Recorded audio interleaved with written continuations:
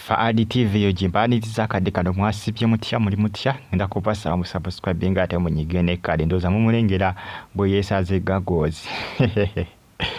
yesaze gagozi mama we kaliddalu baba mama w'omwana no kaliddalu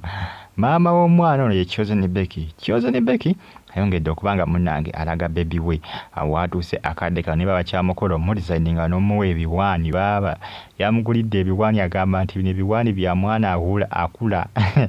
agenda byambalanga mpaka bwana akula nengera ngo omwana bwamusaze ebiwaani bagita Faadi TV gimusubscribe nge munyigene ku kade mbebaza ne bagamba nti muli bamaanyi okubanga mugifollowinga ne gamba nti comment section weri awo obaka buntira mu comment section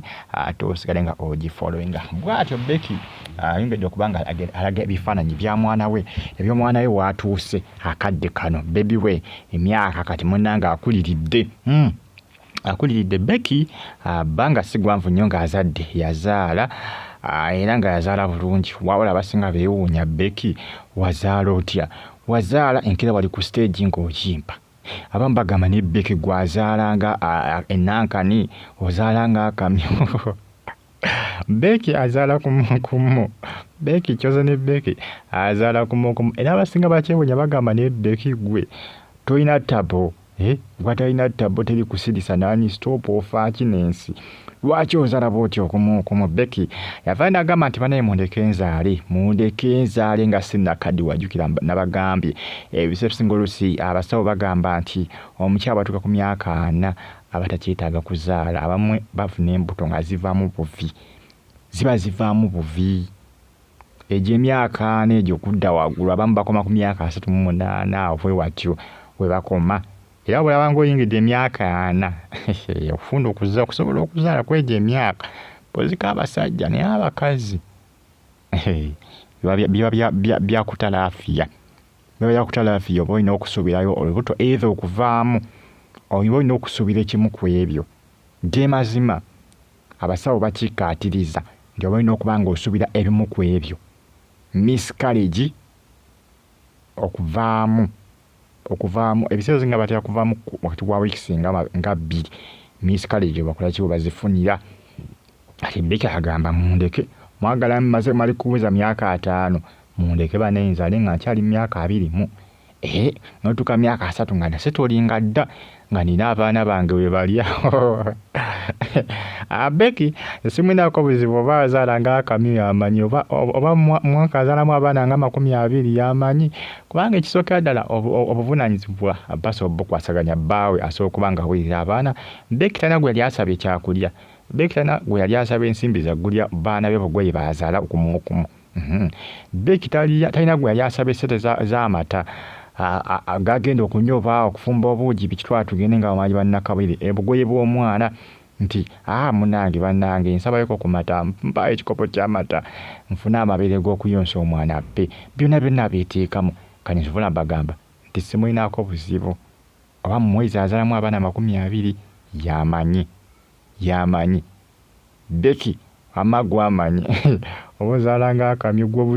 gwamanyi oba buli lunaku ozaala kiri gy'oli ekirungi abaana osobola kubanga obeerabira munange baby we waawo watuuse Becky Akuuze jjukira bano baakula restaurant bambi maanyi Becky alijukira munange waliwo ebyali bimutawaana ne kati yabisetolinga Becky yabisetolinga eby'omwana we yali omulwadde nga bagamba nti akole ki amuwe taata we amutwaleko ku kika era Becky yabiwuliza byonna era omwana yatereera kati Becky talina bimusumbuwa biri awo naye ekizibu ekyo kyali kimumalawo ng'oba yawunga n'okuwunga mukazi wattu kubanga basika beebuuza Becky gye yajjanga obuvumu obukola bu video n'abutimba ku social media Becky yagezangako bambi okwegumya n'okukola ng'obuvidiyo abasinga nga balowooza nti Becky tafaayo eri mwana we naye ng'agezako kwegumya kwebuzaabuza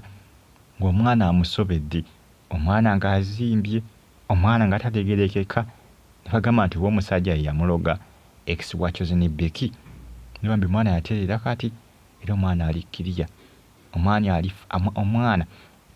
omwana ali fine ali okay kalengere ka baby kalengereka baby Becky yakagulidde ebiwaani agamba ebiwaani temubifaako nze naguze bimwana akula abasinga manyi bagula ngoye kati ye Becky yagamba zikamugulire bugago kamugulire biri bigago biri bikabezwa biri bikabezwa bimwana akula nange ekyoze ne Becky tagwa yalinga luviri lwa gaali nga mulanga ensonga zezimu kwezi trending akadde kano ku mitimbagano egya social media ne bagita Faali TV waliyo Faali News eriyo KBTV GKRTV Uganda nawo muzi following ezonna mbebaza mwena ba supporting Aromatic Entertainment n'okubanga mu following YouTube channel zange sintekako reviews eza filimu za Aromatic KBTV ku Saneke RTV Uganda nawo nti mwebale nnyo okubanga muzi following namwe aba following Faali News nayo nteka ya mawulire agabaga trending namwe mwebale nnyo okubanga mugi following